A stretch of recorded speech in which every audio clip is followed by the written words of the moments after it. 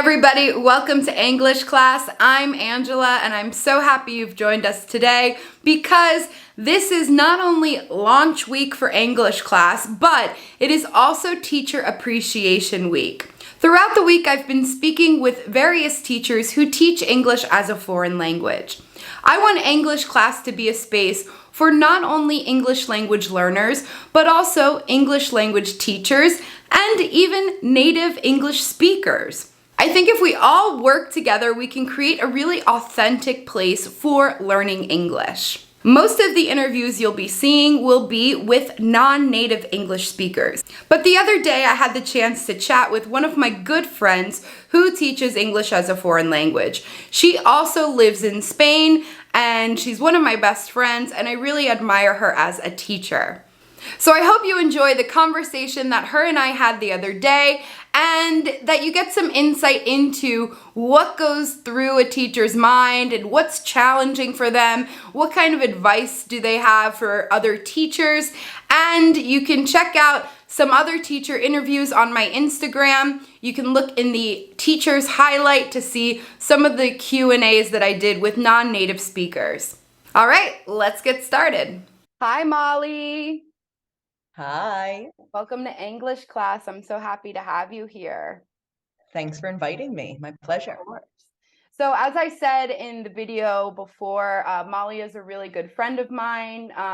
Molly, do you just want to quickly introduce yourself? Sure. Well, my name's Mollie, 32 years old. I'm from New Jersey in the United States. I've been living in Asturias in northern Spain for the last going on 9 years. I've been teaching English here for over 8 years as well. I can't believe it's been that long for both of us. Coming on to a decade, yeah. I know, it's crazy. It's crazy. Yeah, so both of us have been living in Spain. It's kind of like it is how we met. And I think you'll agree with me that when you move abroad as a native English speaker, a lot of opportunities you have for work have to do with teaching English. Yes, it's definitely the reality. And coming to Spain thinking, how can I make money? How can I market myself? What am I also interested in? So it worked out perfectly because I happen to like linguistics and language learners. You and I are both language learners as well, learning Spanish, amongst other languages. And I don't know, it just worked out pretty well. Yeah, definitely. And I think both of us, if I'm going to toot my own horn here, but I think both of us are kind of natural, as teachers and in the classroom. So I think it really, we got lucky. Yeah, I'll say. Can you just tell the viewers a little bit about your current position, what you do for work right now? So right now, I actually have two jobs. I am teaching English. Since the pandemic, I did move my classes online, which has been great. It's been flexible and really comfortable for my students as well. And I've realized that you can have successful English classes using an online platform. But I'm also teaching geography and history at a Spanish school outside of the capital of Asturias, Oviedo. And it's actually a little bit interesting. This year I'm teaching in Spanish. However, next year I will be teaching both grades in English. So that's exciting. Yeah, I think it's so this is a perspective I haven't had yet, and probably will never. I don't know if I'll ever have the confidence to teach in Spanish. But yeah, so you are teaching in your foreign language this year, which is it's pretty cool. And has that helped you at all, as an English teacher? Well, it's definitely helped with my confidence. I, like you said before, not to toot my own horn or anything, but I am proud that I'm able to communicate and express myself in a professional setting in such a way. It's definitely helped me to really see especially with my adolescent English students, to see kind of how I can adapt my lessons to fit their specific interests and to really keep in mind, maybe not every young language learner wants to go to an English class. Maybe they're obligated to go by their parents. So it's our job as teachers to try to make the classes as varied, diverse, and interesting as possible. Because I really believe that if you want to learn a new language, you should have some sort of motivation behind it, whether it's pure interest, whether it's to travel abroad, if you need it at work or you have to take an official exam, right? So it's important to really tailor your classes to the group or the individual student that you're with.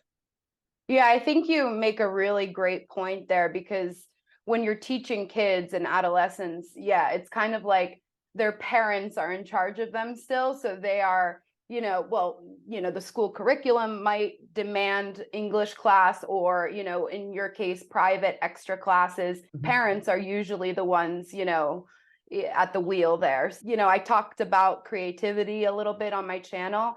And I think, yeah, trying to be creative in a way that makes a student who normally like wouldn't choose to do this, like they rather be, at the park or something or playing soccer, make them want to be there. Do you find anything really difficult about teaching English as a foreign language? Anything that like jumps out at you? Well, I think it definitely helps if you have a grasp of your student's native language. That way, you're able to anticipate any learning difficulties, for example, with false friends or pronunciation. I could give you an example even on a regional level. You and I, we work in Asturias, and I'm not sure if you've had any issues with this in your years teaching English, but whenever we arrive to the present perfect verb tense, it can be a little bit challenging for my students here in Asturias, because in Spanish, that is not a verb tense that is commonly used. So sometimes it can be a little bit difficult to translate the idea and get them to use that tense effectively. That's like when I was learning, well, I'm still learning Spanish, obviously, but in the beginning stages, I remember like trying so hard to translate everything literally. And that's a perfect example of like how you cannot do that. And, other parts of Spain do use that tense, but here they don't. So there's also this like major cultural influence. And I think you are right in saying like if you know that area well, you can kind of be better prepared to teach those kinds of students. So I absolutely agree. And yeah, Definitely. good answer. On the other hand, what is something you think that your English students do really well with? From my experience, what I've seen over the years is a lot of my students do have good listening and reading comprehension skills.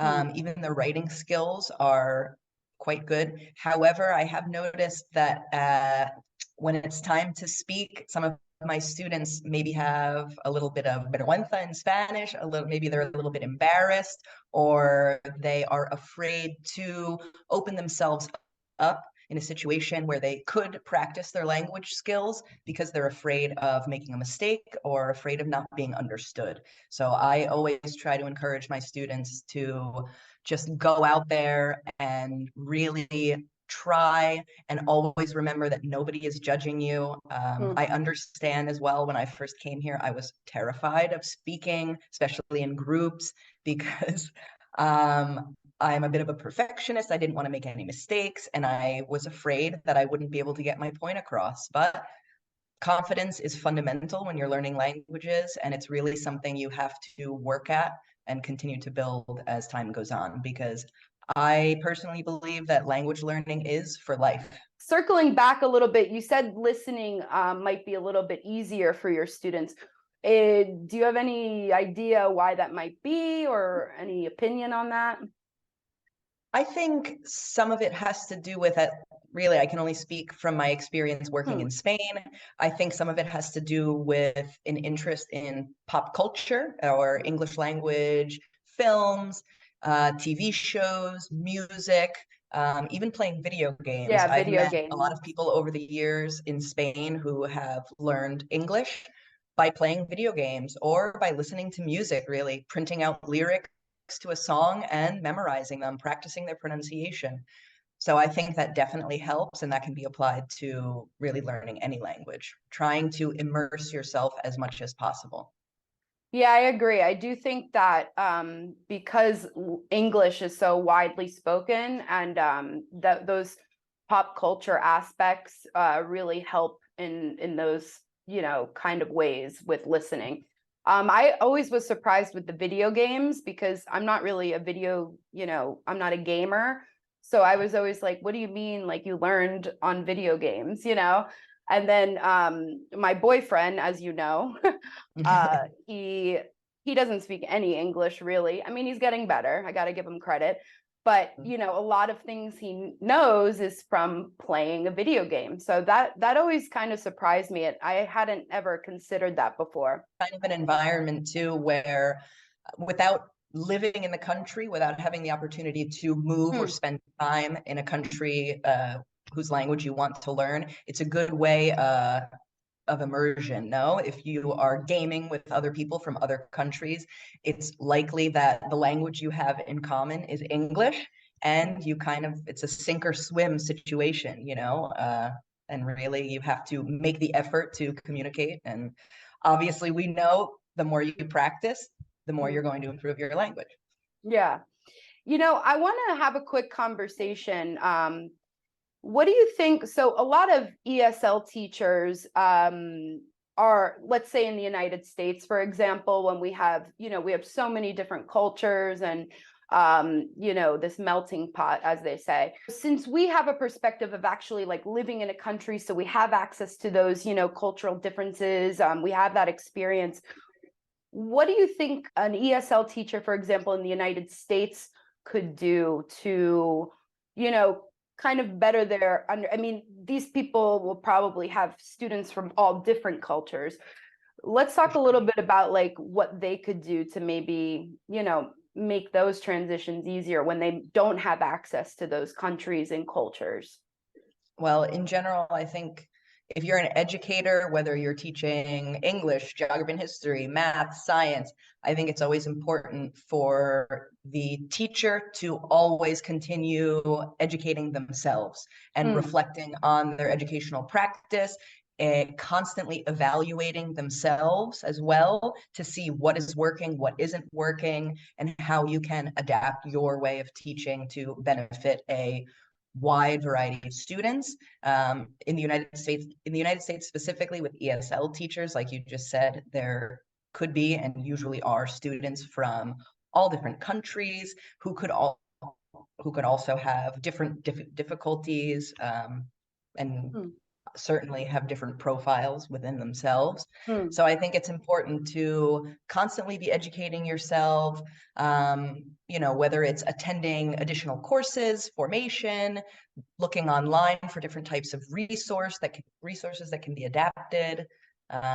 But really it's a lot of it is trial and error as well, and really seeing what works and what doesn't work. Sometimes you plan a lesson and it doesn't come out exactly how you thought it would, and you just have to bounce back from that, not, you know, beat yourself up over it, not think that you failed your students in any way, but just always try to improve yourself and improve your practice.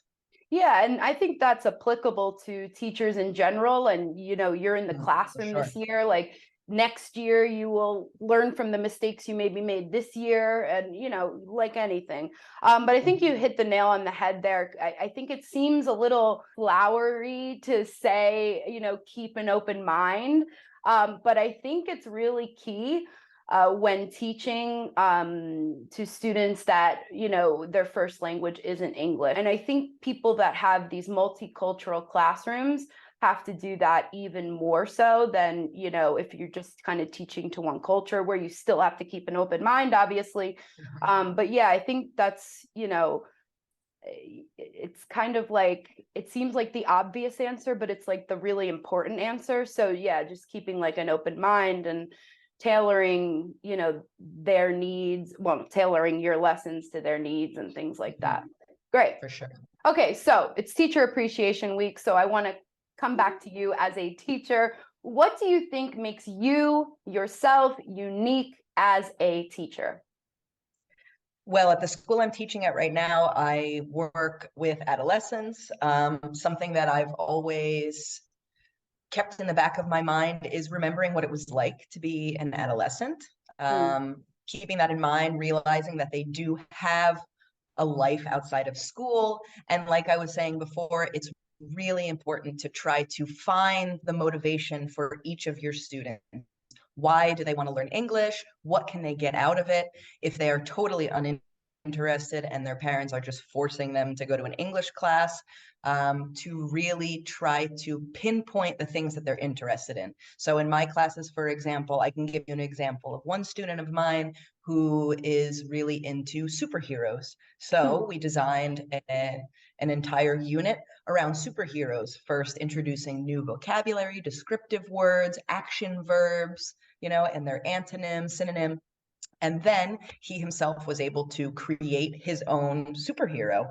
mm, And he invented a superhero, his sidekick, and his arch nemesis. okay. And with that information, he did a series of different writings. So he did one about his origin story, when he met his sidekick, which was this radioactive lion that he invented, the day that he met his arch nemesis, describing his secret hideout, his superhero car, his weapons, the, Yeah. suit that he wears. And it was a lot of fun for him. And he really took it seriously. He completed all of the tasks on time. And at the end of the unit, I asked him, well, would you like to continue with this or change to something else? And he was like, let's switch it up. So Hmm. now we're doing a unit fully dedicated to football or soccer in the United States. And really, if it's something that that individual student is interested in, that's the best thing that you can do to really get them excited about learning. And it's things that are useful in their real life. Now he Mhm. can go off on his own and, I don't know, read about superheroes and feel a little bit more confident. So me trying to be a unique teacher, I really try to be dynamic and Hmm. vibrant in my classes. I try to give my students plenty of opportunities to speak, write, read, listen, to chat, and I always try to tailor it to their specific interests. Doesn't it make it more fun for you as a teacher then too? Like, Absolutely.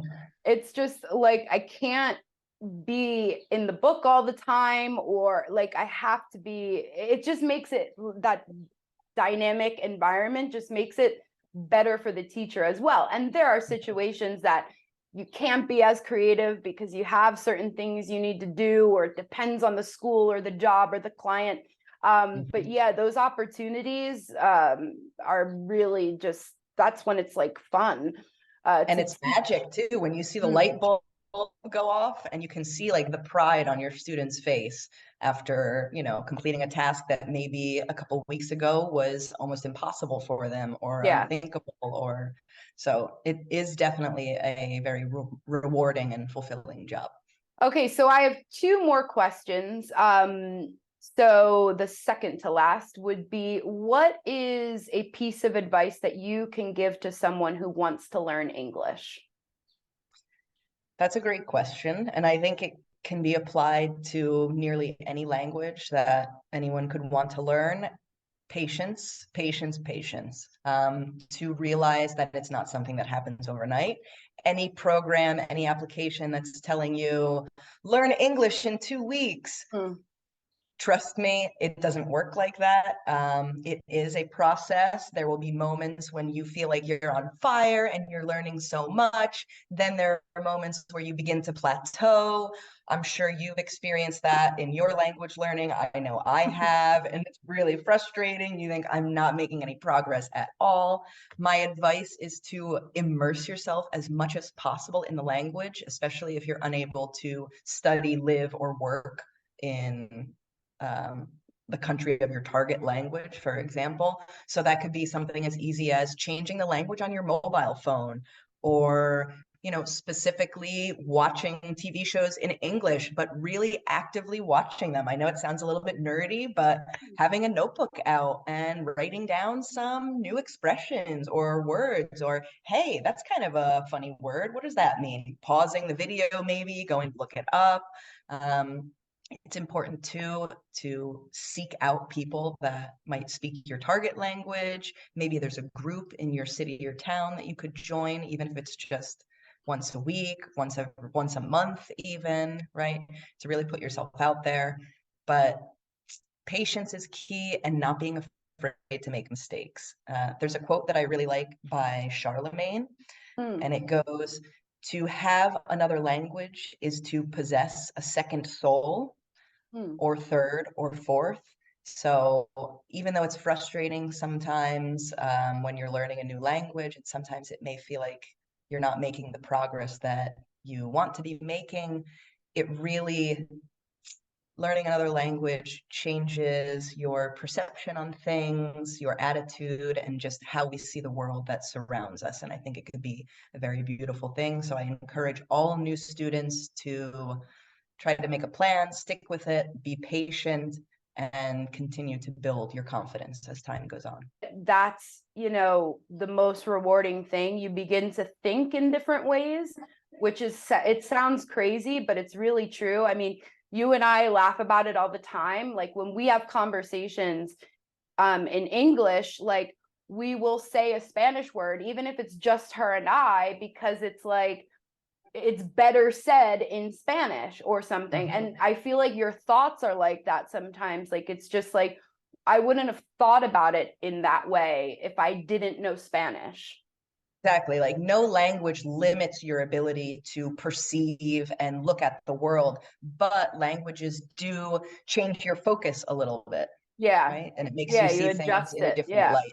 Okay, so now what's your biggest piece of advice for someone who wants to teach English? My biggest piece of advice for somebody who wants to teach English, first of all, is you should want to do it. Like you mentioned at the beginning of our interview today, definitely it's a reality for a lot of expats. If you're moving to another country, you're thinking, what can I do? How can I make some money? And a lot of people fall back on teaching English, which is fine, which is great. However, I think it should be a job that you are interested in, because it is a responsibility. You're trying to guide students and really help them on their language learning journey. So I think it's something every teacher should take seriously, and not just a way to get paid. Um, and like I was saying before, a continual process of formation and educating yourself and reevaluating your style of teaching. I've learned so much over the last 8 years. I think back at some of my first classes and think, never in a million years would I Hmm. repeat uh, those classes or how I was teaching. So I think, it's an evolution, and just to try to be on top of, English language learning theories and tips and tricks. Nowadays, there are tons of resources online that you can use or adapt. So I think it's just good to, you know, one, be interested, and two, always keep working on yourself to be the best teacher that you can be. Well, we are here to talk about your experience. So I really thank you a lot for your perspective and for being here.